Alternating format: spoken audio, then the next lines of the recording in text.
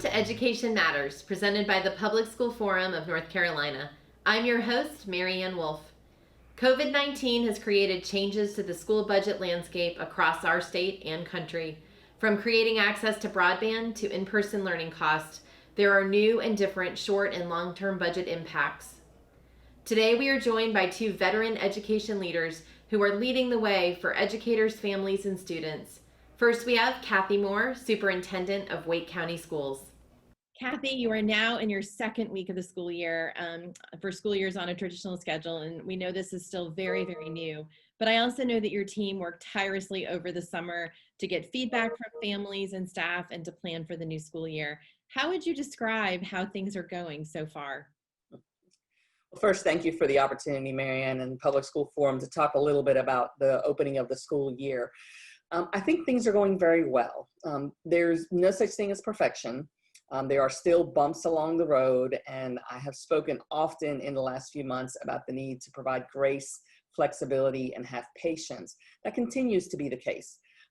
We know that we've had some bumps along the road. We're still settling into what this looks like for a whole beginning of the school year for us. But overall, we've had pretty good feedback and lots of great teaching and learning going on. Yes, the engagement is phenomenal, and just hearing what teachers are doing in your schools and all that goes on behind the scenes to make that possible has been exciting, and also just amazing to see what educators will do. We know that we've heard concerns over school budgets and the changing enrollments nationally, but also in North Carolina. How are you approaching the potentially uncertainty around school budgets and expenses this year? So it is absolutely correct. Uncertainty is a really good word, and concern is another one. I think sometimes I talk about the high levels of anxiety that we're all experiencing, and the budget is one of those areas that's causing that anxiety. But we also have a high level of commitment to the work that is before us. And so with budgets, we're concerned about families who may or may not be returning to the public school system, impacting the number of students that we serve, because they're concerned about a lack of in-person instruction or concerned about coming back at all and choosing to stay at home. There's a number of options that our families can exercise that can impact our enrollment numbers and therefore impact our resources. At the same time, since so many of our resources are driven by enrollment, we are also looking at unanticipated needs and expenses with regards to things like personal protective equipment, the number of devices and hotspots that we're having to purchase and allocate to student needs in the community. Looking at how we ensure, while we are beginning in remote, that we are meeting the needs of our students who are on free and reduced lunch and need access to good, nutritious meals and the expenses associated with that. There are more expense categories that are unanticipated than there are funds able to resolve them. In the spring, we receive from the Department of Public Instruction at the state level a projected enrollment for the following school year. And our resources are allocated based on that projected enrollment. And it takes into account growth trends or remaining pretty much status quo. Generally speaking, Wake County Schools grows a little bit every year. It kind of ebbs and flows. We were anticipating some growth for the 2020-2021 school year. So we've received resources equal to what our expected enrollment is going to be. And then there is a process that occurs every fall where districts submit the number of students that have actually enrolled, and you calculate an average daily membership, ADM, and then the resources are adjusted based on whether those numbers exceed or are below the projected ADM. So you reconcile the resources.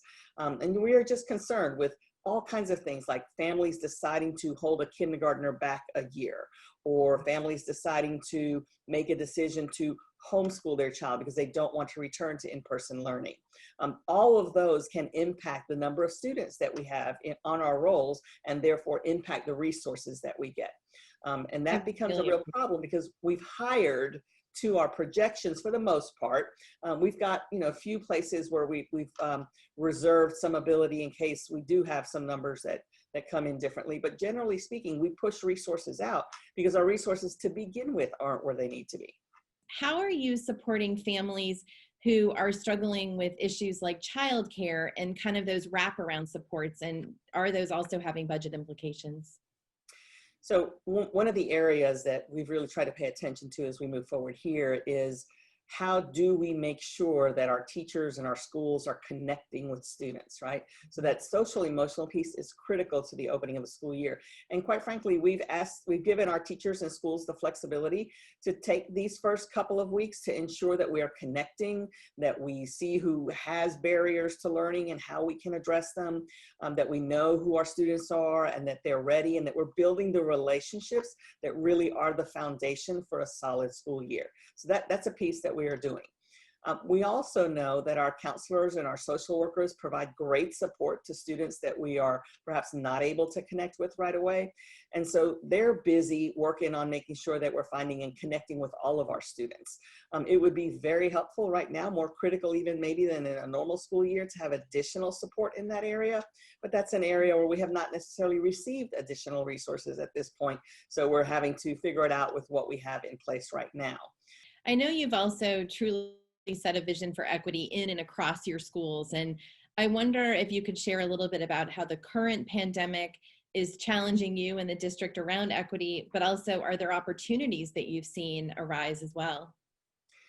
And that's a great question, because I've said on a couple of occasions that when we had to close schools last spring and the state gave districts the option of engaging in remote learning, because I think it was an option to begin with.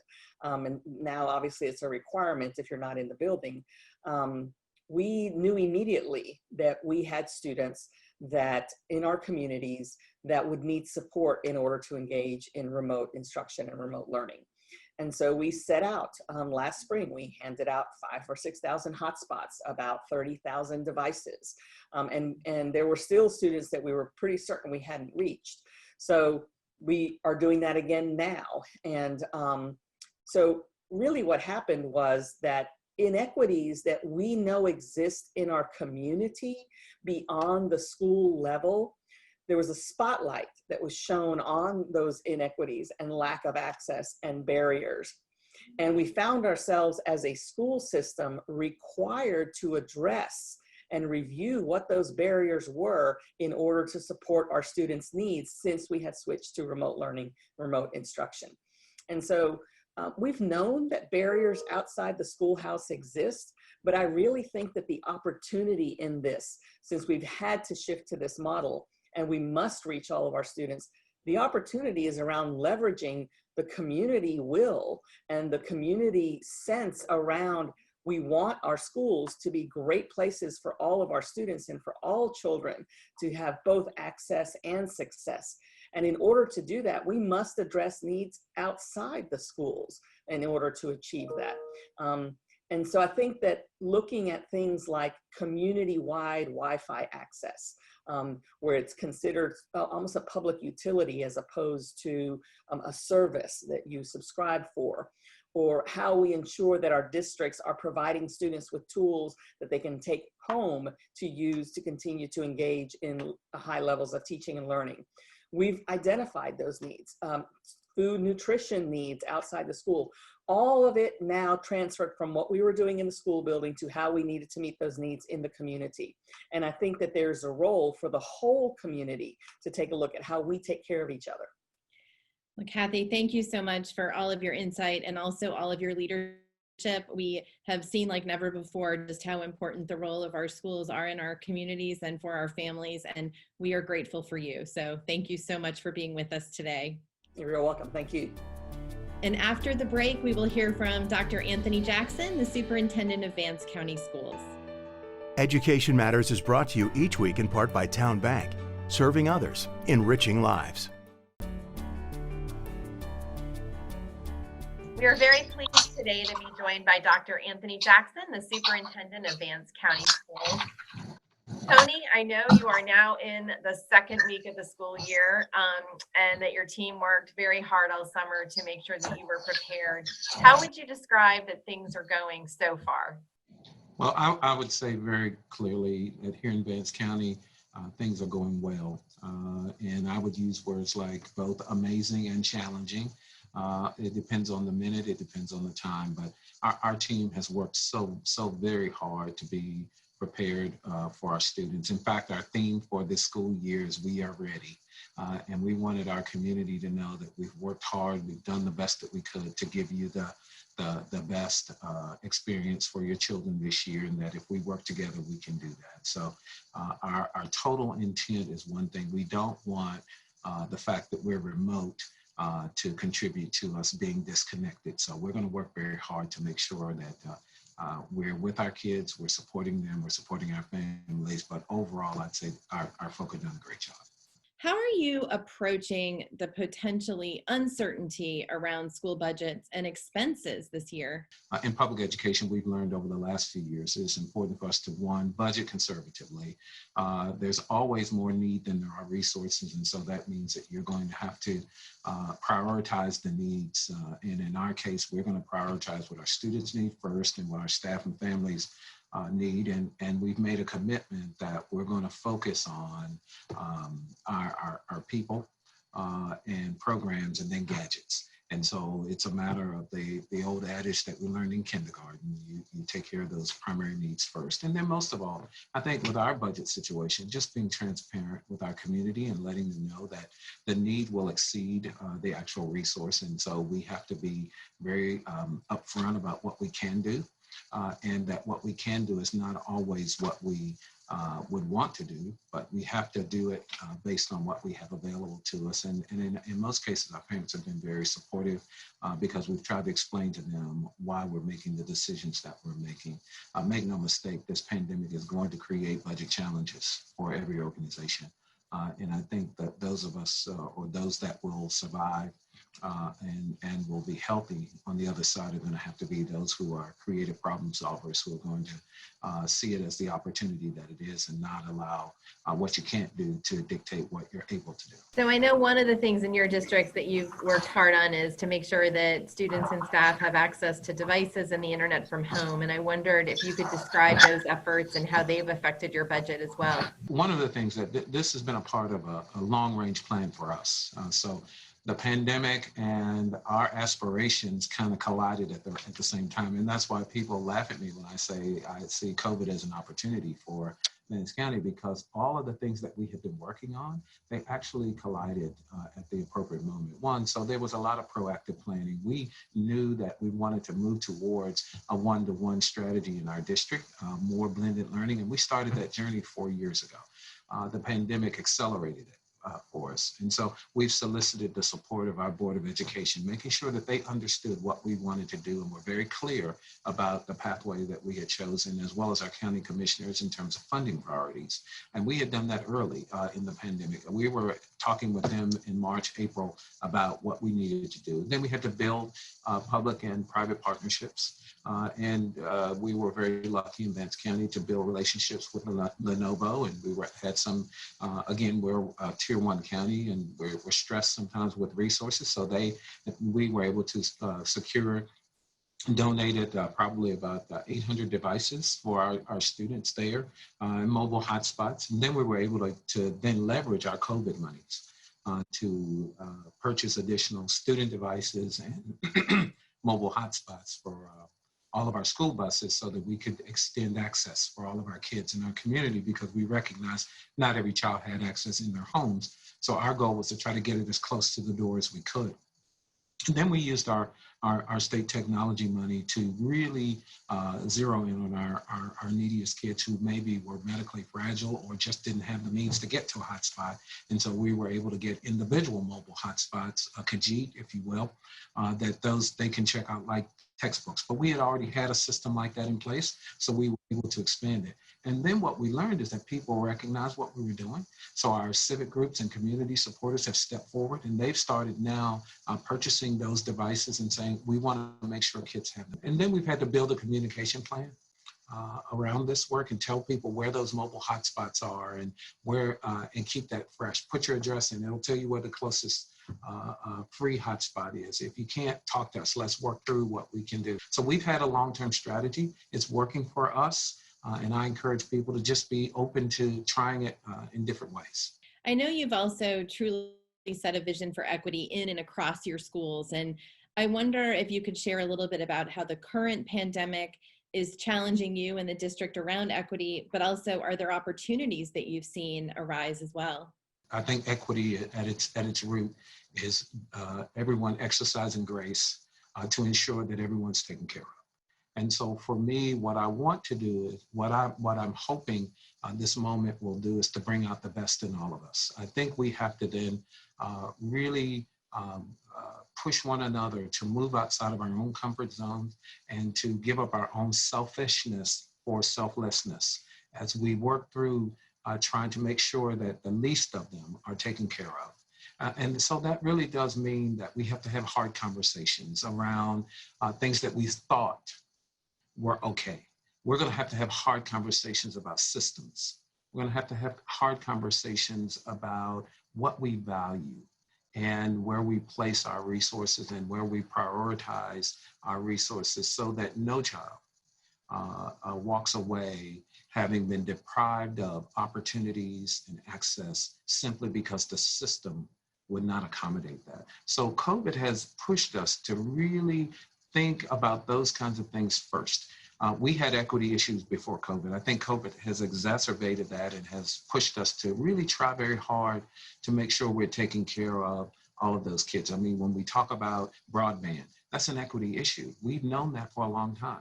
And so now we have to do something about it. I think we will miss a great opportunity if we allow this pandemic to come to see all of the gaps that exist and we do nothing other than wait for it to go away and then go back to business as usual. I think that would be a mistake. And so I'm saying for us in Vance County, I think what it has done is it has confirmed for us that all means all. And that for us, equity is going to be about extending grace to every single person and especially the least of them. That you don't get grace simply because of your position or your privilege. You get grace because of who you are and what your needs are. Thank you so much for being here. Thank you so much for your leadership and what you do every day and just helping us see that this is all part of our larger work and where we're going. And we really appreciate the leadership that you bring to our state as well. So thank you so much. Thank you for having me and stay safe. After the break, a student spotlight and our final word.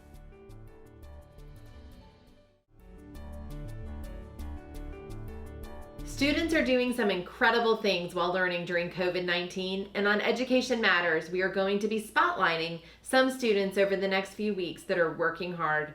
We are pleased to be joined today by Lilah Dreier, a second grade student at Swiftcreek Elementary in Wake County Public Schools. Lilah, can you tell us a little bit about your school and your teacher? It's the best school ever. It goes up to 5th grade. All of the teachers are amazingly kind and sweet. They are so great, and I just love that school. It sounds like a wonderful school. And would you describe for me what yesterday was like or this morning were like for you with school? It's like hard. You have to do your work on a computer and not real life.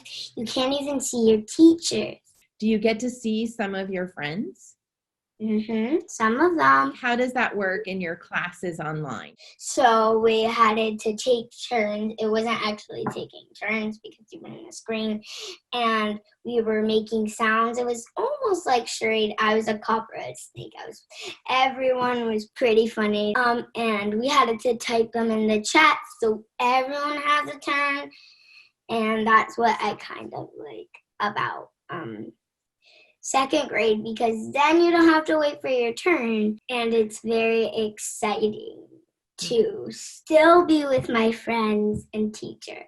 So what do you think some of the challenges are? I could not just see my teacher, and my teacher's amazingly nice, and I want to hug my friends and play with them at school, and I just wish that coronavirus was not here. What advice do you have for families or for other students who might be trying to figure out how to learn from home? Stop and just see where it takes you. Does it take you in a happy place? Or does it take you in a sad and mad place in school? It takes me in a medium place. And I know how it feels. When I started second grade, I thought that my teacher and everything was going to be different and nothing was going to be the same. But the teachers were exactly the same. They were kind, nice. Even if they weren't in person, they were amazingly fun. And I think they'll take you in a happy place. We have known for a long time that schools provide a wide range of services and support for our students in order to meet the needs of the whole child. In this pandemic, more than ever before, we have seen the importance of schools serving as a hub for our families and communities. Today, we learn the complexities of providing options for families and students while also adjusting and adapting to new learning environments while working to meet the diverse needs of our students. Last year, our state developed a budget for each school district based upon the expected number of students, using those numbers as the basis for establishing funding levels for the 2021 school year. Using these budgets, district leaders put plans into place to have a certain number of teachers and staff in their schools, purchase technology and devices, and incur other instructional costs. Sometimes a district's budget may change slightly based upon the number of students in the schools during the first and second months of a school year, but these funding adjustments are usually small. But COVID-19 presents a potentially significant shock to budgets, as we are hearing from school leaders that larger numbers of families are opting out of public schools temporarily while we are all working through the challenges that this pandemic presents. Having fewer students in our public schools destabilizes budgets and makes it more challenging than ever before to equitably ensure every child can have access to a sound basic education. Our school boards and district leaders manage significant multi-million-dollar budgets. They lead organizations with a large number of staff members and responsibilities. In many counties, our school districts are one of the largest employers. They must have stable and dependable budgets to keep students and staff safe and learning. With the constantly evolving situation and the needs of the whole child, our schools must be focused on keeping students and staff safely engaged in effective learning environments. This means being able to make the right decisions at the right time as we progress through the school year.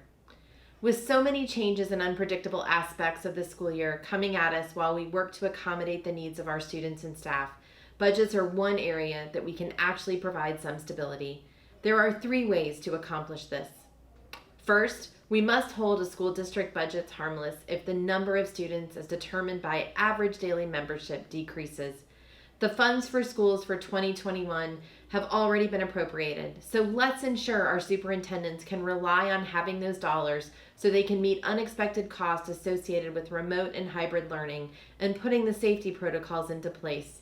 Second, we must provide opportunities for districts to use the funding they have to meet the safety and learning needs of all students. Each district has its own complexities and changing needs. Let's ensure that school districts have autonomy when deciding how to use different funding streams to address the needs of their school communities this year. Finally, schools will need additional funding to cover the needs of students and keep students and staff safe in this COVID-19 world. We need to continue to identify and quantify the additional needs that arise in our schools and encourage our federal and state leaders to provide funding relief that our schools desperately need.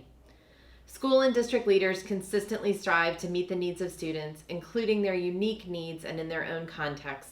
They understand how to manage their funds efficiently to do the most they can with the budgets that they have. We want our leaders focused on our kids, on their safety, and their learning. We are fortunate to live in a state that has prepared for challenging times, and this preparation enables us to ensure that school budgets are the one constant of the school year. That, and of course, the dedication everyone is demonstrating to each and every one of our students. Thank you for taking the time with us to learn and think about education. That's all for today, and we'll see you next week.